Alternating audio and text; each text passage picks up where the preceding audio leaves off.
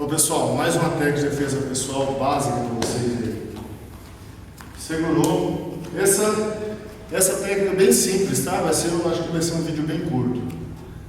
Segurou. Quando ele segurar, você vai segurar na mão dele.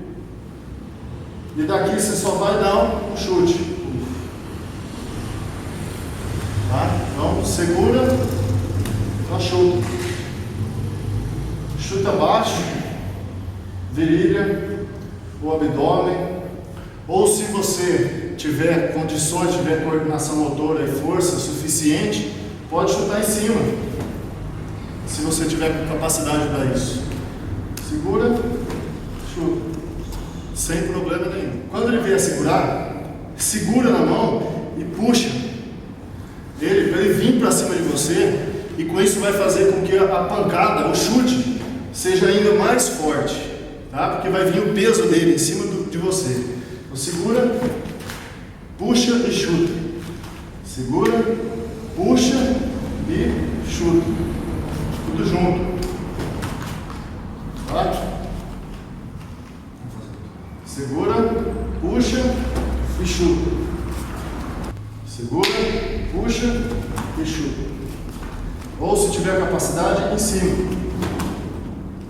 Olha aí, pessoal. Essa técnica, quando vier um soco, você não precisa de estar defendendo, tá? É só você inclinar o corpo para trás e chutar.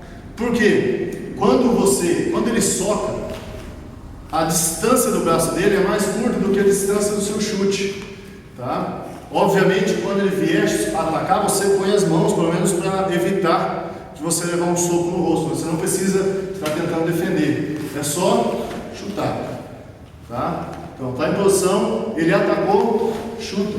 Inclina o corpo para trás e chuta. Tá certo? Inclinou, chutou. Atacou, chutou. É a mesma coisa, funciona com a mão da frente. Ele atacou. Agora você tem que ter capacidade para chutar com a perna da frente também, mas com a perna de trás também funciona. Estou, perna da